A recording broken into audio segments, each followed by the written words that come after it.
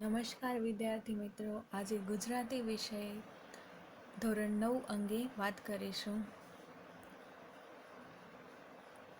અહીં બે વાક્ય આપેલા છે. આગગાડીના ડબ્બામાં બીડી ફૂંકાતી હતી તથા બીજું વાક્ય છે આગગાડીના ડબ્બામાં ઘણી બીડી ફૂંકાતી હતી. તો આ બંને વાક્યમાં કંઈક ફરક લાગે છે. શું ફરક છે? અહીંયા એક ડબ્બામાં ખાલી બીડી છે તો બીજામાં ઘણી બીડી છે. હવે આગળ જોઈએ તો લાંબા વાળ, કાળા વાળ, સુંદર મોરમુકુટ, સફેદ સાડી, સફેદ વાળ. આ શબ્દોમાં થોડું ઘણું સમાનતા પણ દર્શાવે છે તથા થોડોક અલગ અર્થ પણ થાય છે. તો વાળ તો એમ પણ આપણે કહી શકીએ કે ખાલી વાળની પણ વાત કરી શકાય, પણ અહીં લાંબા, કાળા, સુંદર, સફેદ એ બધું અર્થમાં વધારા કરતા શબ્દો દર્શાવે છે. તો અર્થમાં વધારા કરતા શબ્દોને આપણે શું કહીએ છીએ? તો આગળ જોઈએ તો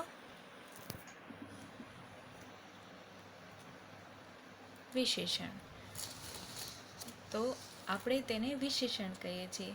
જે અર્થમાં વધારો કરે તેને વિશેષણ કહેવામાં આવે છે.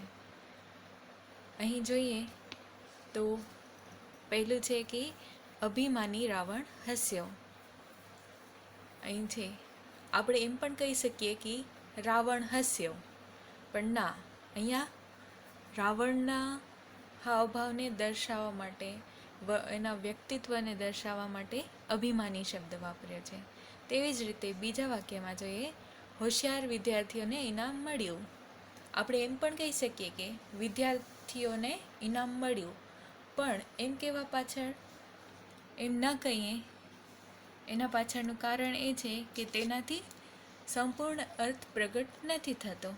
ઇનામ મળ્યું વિદ્યાર્થીઓને, તો કયા કયા વિદ્યાર્થીઓને મળ્યું એ પ્રશ્ન ઉદ્ભવે. એના માટે આપણે હોશિયાર વિદ્યાર્થીઓ શબ્દ વાપર્યો. હવે આગળ જોઈએ તો શેઠે અનાથ બાળકની મદદ કરી. તો એમ પણ થઈ શકે કે શેઠે બાળકોની મદદ કરી, પણ એમાં પ્રશ્ન એમ થાય કે કયા બાળકની મદદ કરી? તો અહીં અભિમાની, હોશિયાર, અનાથ વગેરે જેવા શબ્દો છે એ વિશેષણના શબ્દો છે, જે વાક્યના અર્થને, કાર્યને સારી રીતે દર્શાવે છે અને આપણા પ્રશ્નોના જવાબ એ વાક્ય પરથી જ મળી રહે છે. હા, તો વિશેષણનો અર્થ આપણે જોઈએ વ્યાખ્યાના સ્વરૂપમાં. નામના અર્થમાં વધારો કરે તેને વિશેષણ કહે છે. નામ એટલે કે સંજ્ઞા કે નામની વિશેષતા દર્શાવતા પદને વિશેષણ કહે છે. દાખલા તરીકે કાળો હાથી, સુંદર ફૂલ. તો અહીં કાળો અને બીજા વાક્યમાં સુંદર એ વિશેષણ છે. જે હાથી કેવો છે એ પ્રશ્નનો જવાબ આપે છે, તથા ફૂલ કેવું છે તે પ્રશ્નનો પણ જવાબ અહીં મળી રહે છે. તો જાણે કે નામના અર્થમાં વધારો કરે છે તો એ વિશેષણ છે. હવે વિશેષણના પ્રકારો જોઈએ. વિશેષણનો પહેલો પ્રકાર છે ગુણવાચક વિશેષણ. તો તેનો વ્યાખ્યા જોઈએ તો કોઈ વ્યક્તિ અથવા વસ્તુ કે પદાર્થનો ગુણ દર્શાવે છે. કે વ્યક્તિ છે કે કોઈ વસ્તુ છે કે તેનો ગુણ કેવો છે તે ગુણવાચક દર્શાવે છે. એમાં કેવા શબ્દો વપરાય એ જોઈએ તો સુંદર, પ્રેમ, સેવા, નિષ્ઠા, હોશિયાર વગેરે જેવા શબ્દો વપરાયેલા હોય છે. તો એના ઉદાહરણ જોઈએ. બગીચામાં સુંદર ફૂલો છે. આપણે એમ પણ કહી શકીએ કે બગીચામાં ફૂલો છે. તો પણ કેવા ફૂલો છે, આપણને એનાથી કેવો આનંદ થયો કે ફૂલનો ગુણ શું છે તે પ્રગટ નથી થતું. તો અહીં સુંદર એ ગુણવાચક વિશેષણ છે. જે ફૂલ કેવા છે તો સુંદર છે તે દર્શાવે છે. તો અહીં જે સુંદર ઉપયોગ કર્યો એને આપણે વિશેષણ કહીશું. તો કયો વિશેષણ છે આ? ગુણવાચક. આગળ જઈએ તો તે દયાળુ રાજા છે. હા, તો અહીં તે રાજા સારો છે એવું પણ વપરાઈ શકે કે તે હોશિયાર રાજા છે, નિષ્ઠાવાન રાજા છે, કે તે દયાળુ છે. તો એના પરથી દેશનો રાજા કેવો છે એ આપણને ખબર પડે છે. આગળ જઈએ તો ગાંધીજી સાદું જીવન જીવતા હતા. તો અહીં કહેવામાં આવે છે કે ગાંધીજી સાદું જીવન જીવતા હતા. તો એમાં આ ગાંધીજીની વાત થઈ. આપણે બધાની વાત કરીએ તો તેઓ સારું જીવન જીવે છે, તેઓ મોજશોખથી જીવન જીવે છે, એવું. તો જીવન કેવું જીવે છે તે અહીં ખબર પડે છે. તો એ ભાવને દર્શાવવા માટે વિશેષણનો ઉપયોગ થાય છે. તો અહીં સુંદર, બીજા વાક્યમાં દયાળુ, ત્રીજામાં સાદું વગેરે ગુણવાચક વિશેષણના શબ્દો છે. આગળ જોઈએ તો ગુણવાચક વિશેષણના પેટા પ્રકારો છે. જેમ કે રંગવાચક, તે લાલ મરચું છે, અથવા તો લાલના જગ્યાએ કોઈ બીજા વાક્યમાં બીજો પણ રંગ ઉમેરી શકાય. લાલ, નીલો, પીળો, ગુલાબી વગેરે જેવા કલરો રંગથી વાક્યનો પ્રયોગ કરી શકાય છે. જેમ કે હળદરનો રંગ પીળો હોય છે, મીઠું સફેદ હોય છે વગેરે. બીજું જોઈએ તો સ્વાદવાચક, તેણે સ્વાદિષ્ટ ભોજન બનાવ્યું. એના જગ્યાએ એમ વાક્યનો પ્રયોગ થયો હતો કે તેણે ભોજન બનાવ્યું. તો અર્થ સ્પષ્ટ ના થાત કે તેણે કેવું બનાવ્યું છે, કે તેને ખાઈને લોકો કેવું અનુભવ્યું એ આપણે ના જાણી શકીએ. તો અહીં સંપૂર્ણ વાક્ય માટે વિશેષણનો ઉપયોગ થાય છે. જે ભોજન, આ વાક્યમાં જાણે કે ભોજન છે, તો ભોજન કેવું છે તે વિશેષણની મદદથી જાણી શકાય છે. આગળ જોઈએ તો આકારવાચક, તેણે ચોરસ ચિત્ર દોર્યું.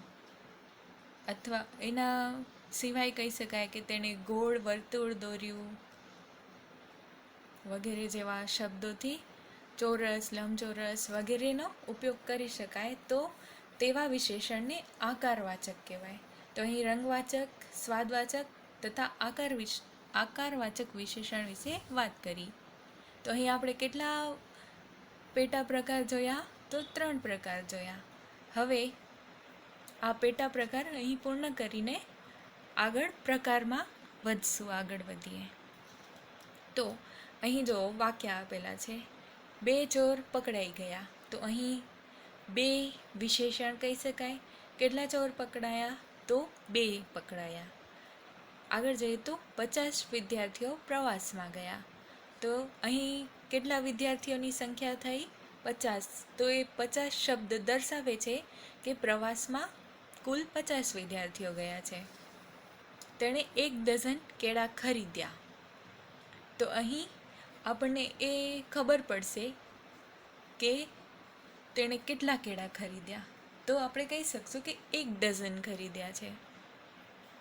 તો અહીં 2, 50, 1 ડઝન વગેરે છે એ સંખ્યા દર્શાવે છે. તો એને આપણે કહીશું સંખ્યાવાચક વિશેષણ. સંખ્યા દર્શાવતા વિશેષણ ને આપણે સંખ્યાવાચક કહી શકશું. તો આ ઉદાહરણ જોયા આગળ. તો એ 2 છે એ સંખ્યા દર્શાવે છે. તો એ દર્શાવે છે કે 2 ચોર પકડાયા. તો એમ કહી શકે કે ચોર પકડાયા, તો આપણને સ્પષ્ટ ના થાય કે કેટલા ચોર પકડાયા, કે અહીંયા પ્રવાસમાં કેટલા વિદ્યાર્થી ગયા, કે તેને કેટલી કેળા ખરીદી વગેરે જેવા શબ્દો સંખ્યાવાચક વિશેષણથી ખબર પડી શકે છે. તો હવે આગળ વધશું ત્રીજા વિશેષણ. ત્રીજું છે ક્રમવાચક વિશેષણ. તો એ ક્રમ દર્શાવતા વિશેષણને ક્રમવાચક કહેવામાં આવે છે. જેમ કે વાક્યથી વધુ સમજ મેળવીએ તો પ્રિયંકા પ્રથમ નંબરે પાસ થઈ.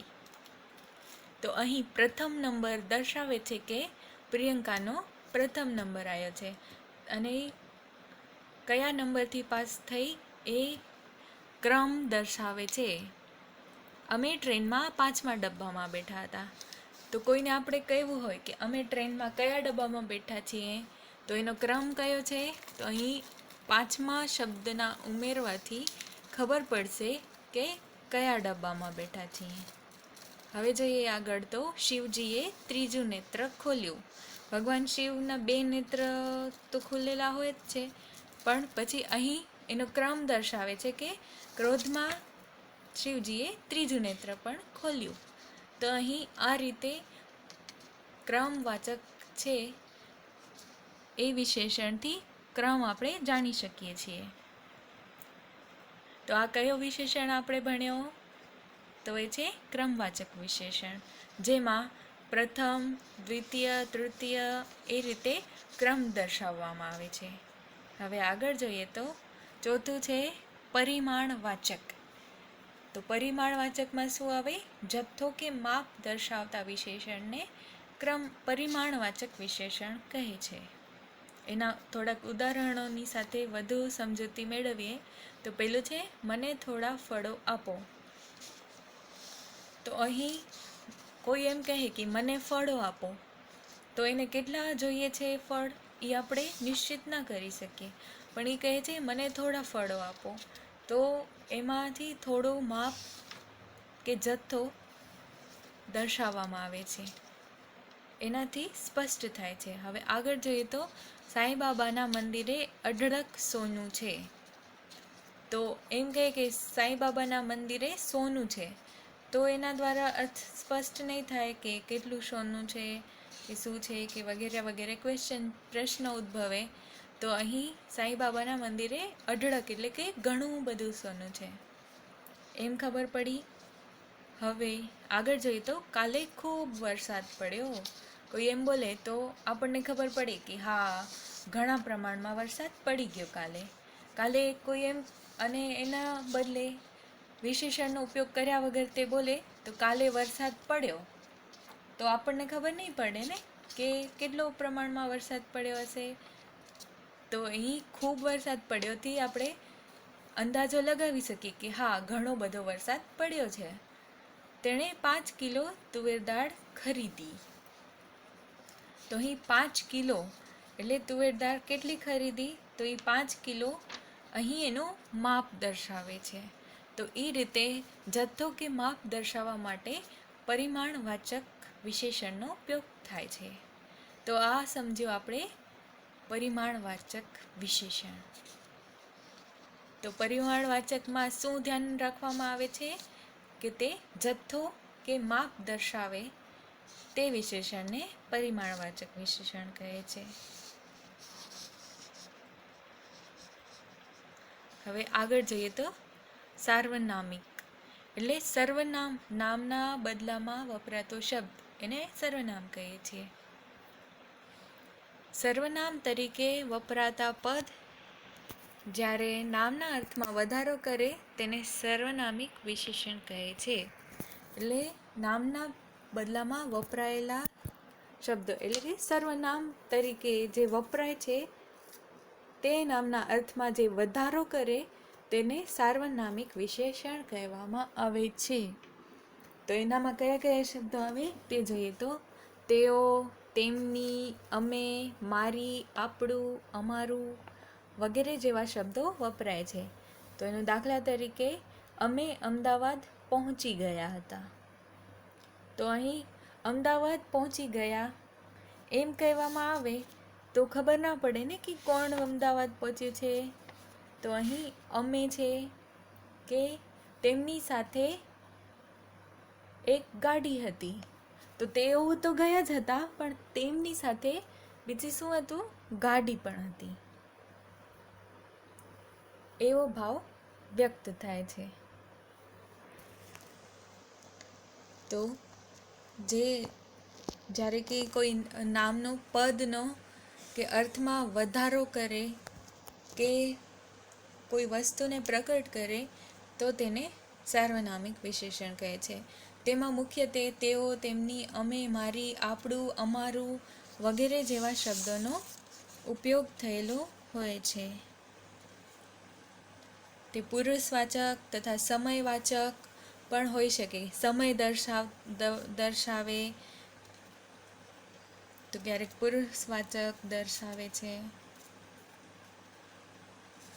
આગળ જોઈએ તો હવે છે વિકારી, જેમાં લિંગ કે વચન પ્રમાણે ફેરફાર થતું હોય.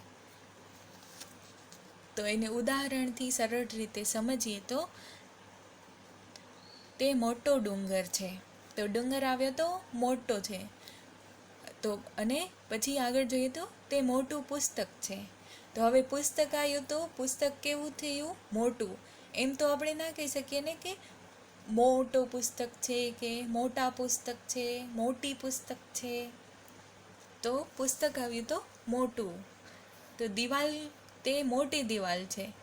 તો એમ તો આપણે ના કહી શકીએ ને કે મોટો દિવાલ છે. તો દિવાલ આવ્યો તો તેની લિંગ કે વચનમાં ફેરફાર થયું ને, તો દિવાલની આગળ શું લાગશે? મોટી દિવાલ. તે મોટા વિદ્યાર્થીઓ છે.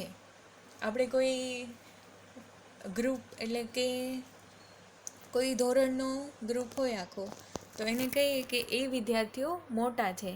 તો એમ તો ના કહી શકાય ને કે તે વિદ્યાર્થીઓ બધા મોટી છે. તો એના માટે એમ વપરાશે કે તે મોટા વિદ્યાર્થીઓ છે.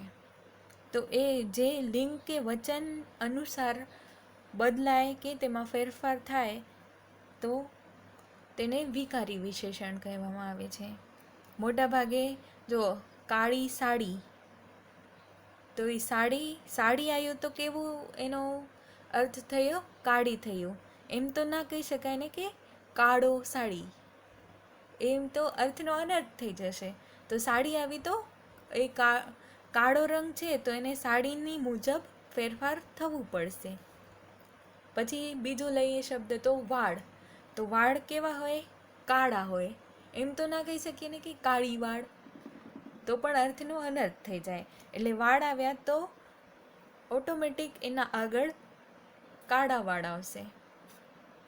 મોટો છોકરો, મોટું મકાન. જો મકાન શબ્દ છે તો મોટું,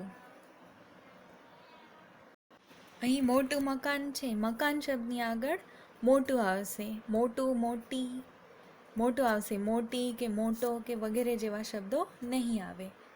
તો જેમાં ફેરફાર થઈ શકે લિંગ કે વચનમાં, એવા શબ્દને વિકારી વિશેષણ કહેવામાં આવે છે. આગળ જોઈએ તો એનો બીજો પ્રકાર છે અવિકારી વિશેષણ, જેમાં લિંગ કે વચનના પ્રમાણે ફેરફાર ન થાય. તો જોઈએ તો સુંદર છોકરો, સુંદર છોકરી ને સુંદર છોકરું. તો સ્ત્રીલિંગ, પુલ્લિંગને, છોકરો છોકરીને છોકરું, ત્રણેયમાં સુંદર એ જ ને એ જ રહેશે.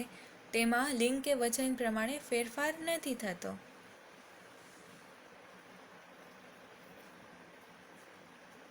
જાણે કે આપણને એમ કેવું હોય કે સફેદ કલરની સાડી તેણે પહેરી, તો એમાં સફેદ સાડીની આગળ સફેદ વાપરવો છે તો સફેદ જ રહેશે.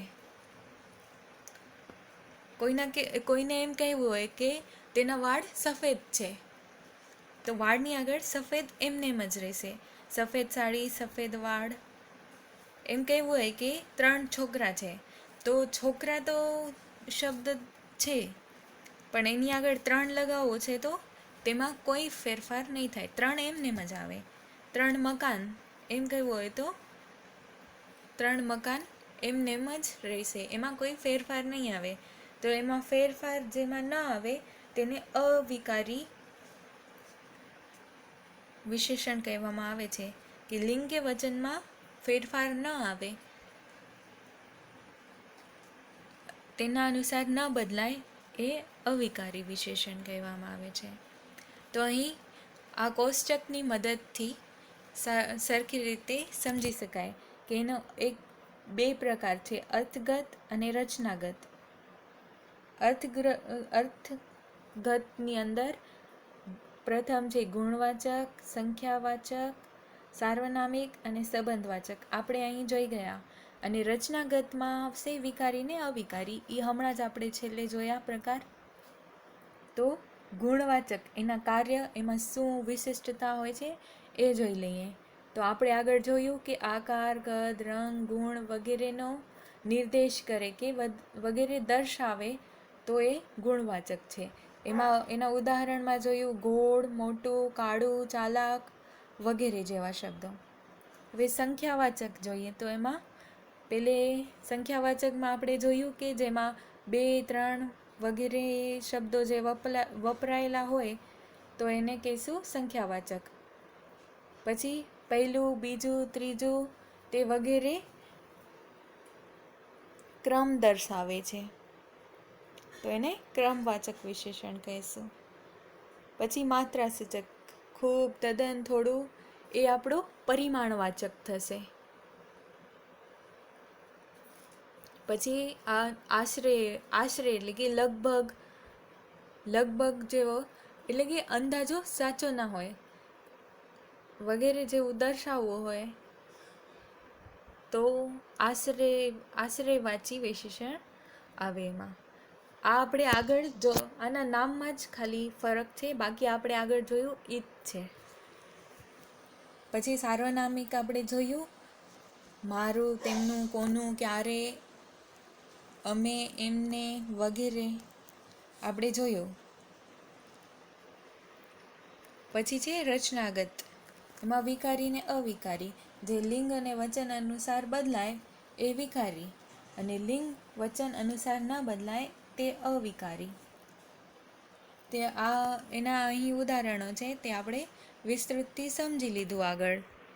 આશા છે કે તમને આ સરળતાથી સમજાઈ ગયું હશે. તો તમે પણ ઘરે પ્રયત્ન કરજો કે આના વાક્યો તથા આમાં તમારી પાઠ્યપુસ્તકમાં કોઠો પણ આપેલો છે અને તેમાં અમુક એક્સરસાઇઝ પણ ઉદાહરણ તરીકે પણ આપેલા છે. તો તમારે તે ઘરે પ્રયત્ન કરીને તે ખાલી જગ્યા કે વાક્યને કયા વિશેષણ છે તે ઓળખવાનો છે અને તે લખવાનું છે. તો એવી રીતે પ્રયત્ન કરીને તમને સરળતાથી સમજાઈ જશે.